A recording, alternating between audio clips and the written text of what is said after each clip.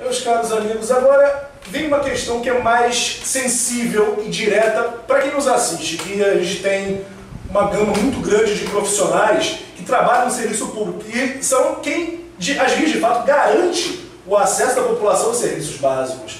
São boa parte de servidores públicos da saúde, da educação, técnicos judiciários, pessoas que trabalham, que lidam com a população e que muitos estão sendo prejudicados. Como é a visão de vocês em cima de todo esse desmonte que está sendo feito do serviço público e a penalização do servidor, terceirizações e outras mazelas que estão se apresentando? É que, Roger, o que os funcionários públicos devem entender, e o povo em geral deve entender, é que o ajuste iniciado pela presidente Dilma e aprofundado pelo liberal e corrupto Michel Temer, ele é uma guerra de classes contra o nosso povo. Uma guerra sem quartel, uma guerra total e completa. E no centro dessa estratégia, então, tem o debilitamento do funcionário público e das funções públicas do Estado, naquilo que é essencial. O que foi junho de 2013? A rebelião na revolta de junho de 2013 foi dizer o seguinte: transporte público tem que estar com o mesmo nível que educação e saúde.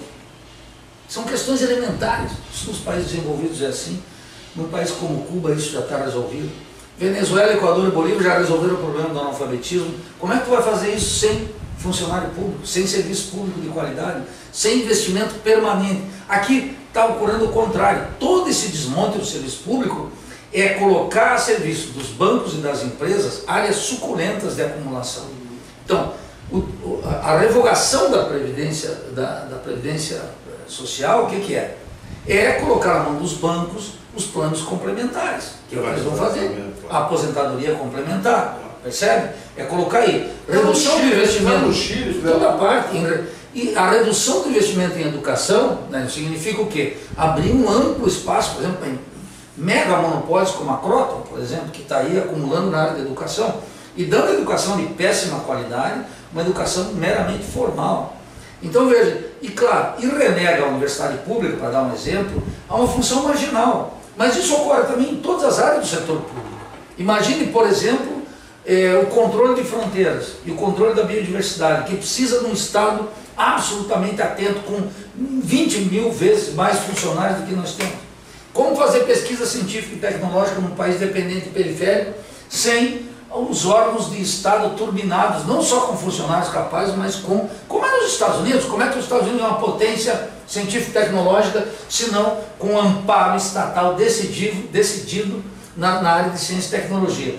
Como é que vamos eliminar o problema dos direitos humanos no Brasil, o respeito aos direitos humanos no Brasil, se nós não tiver um investimento gigantesco na área da polícia, de tudo que envolve um projeto que genericamente chamamos de segurança pública?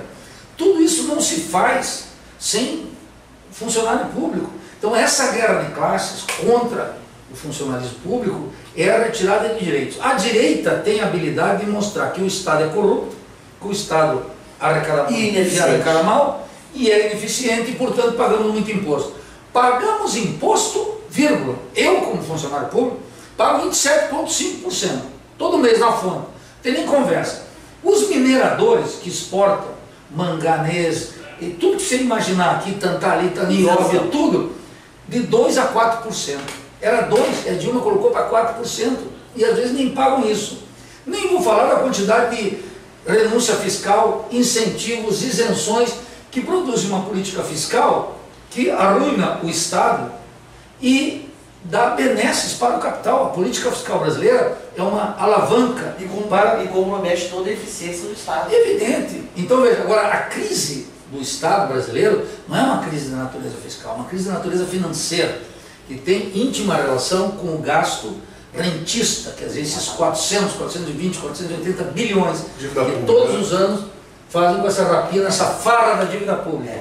E aí tem que fazer uma política fiscal que recai o grosso da tributação sobre o povo, 20% sobre o capital, quando o bem nos vai e o povo paga.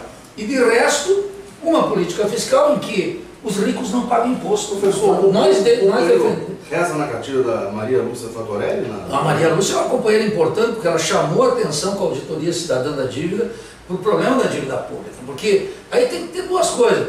Uma dívida pública, a dívida pública é instrumento de desenvolvimento clássico nos países periféricos, claro, também nos países centrais. Um déficit não é necessariamente ruim, assim como um superávit não é necessariamente bom. Nós tivemos superávit durante todos os anos do lulismo, nunca vou esquecer. 2013, a massa estava na rua pedindo um transporte decente e o superávit fiscal era de 111 bi. Como é que pode? Isso é um contrassenso completo. Então faz... Alimentando o banqueiro, pô. Bom, mas aí tem que ter um presidente que diga até aqui eu vou, até lá não vou mais. E se me colocarem contra a parede, eu recorro ao povo. Aliás, para não me colocar contra a parede, eu recorro ao povo permanentemente. Então, e aí desmonta o movimento sindical que organiza bem ou mal as classes trabalhadoras. Que é uma coisa que eu tenho reparado nos últimos tempos, medidas que decisivamente estão desmontando todo o aparato sindical, toda a força de mobilização sindical. E como é que vocês veem esse desmonte sindical? Como é que vocês veem isso? São uma série de medidas que uma vem complementando a outra. Para que eles tenham essa capacidade de mobilização, o capital tenha, ele precisa destruir aqui, desmontar aqui, fazer demissão voluntária no serviço público, não fazer concurso, tirar dinheiro de saúde, educação, congelar, fazer um desmonte sindical. Faz parte do mesmo pacote de desmonte do Estado e comprometimento da nação brasileira. Agora, isso, a Márcia sintetiza maravilhosamente bem, mas resta uma coisa, Roger. O sindicalismo só tardiamente está percebendo que é uma guerra de classes. E o sindicalismo público, então, e eu não vou aqui ensinar o padre a rezar a missa, porque os sindicatos têm uma larga trajetória de luta e experiência. Mas eu quero fazer uma advertência. A praxis política dos nossos sindicatos até agora, ela teve alguma eficácia. Diante dessa guerra de classe não tem mais. Então é preciso que os sindicalistas, Daniel, eles percebam que tem que ter um diagnóstico totalizante da crise, porque essa crise não é passageira, não é uma recessãozinha. Não é como Lula diz, volta aí, coloca os pobres no orçamento, move a máquina keynesiana, volta a crescer a arrecadação de impostos, gera emprego, distribui. Não é assim. O que ocorreu com o fruto do Plano Real foi e das transformações na economia mundial, uma pancada muito grande numa economia como a nossa, a economia brasileira, que em termos relativos era a mais desenvolvida da América Latina. Então, isso veio para baixo, não sai mais dentro das condições normais.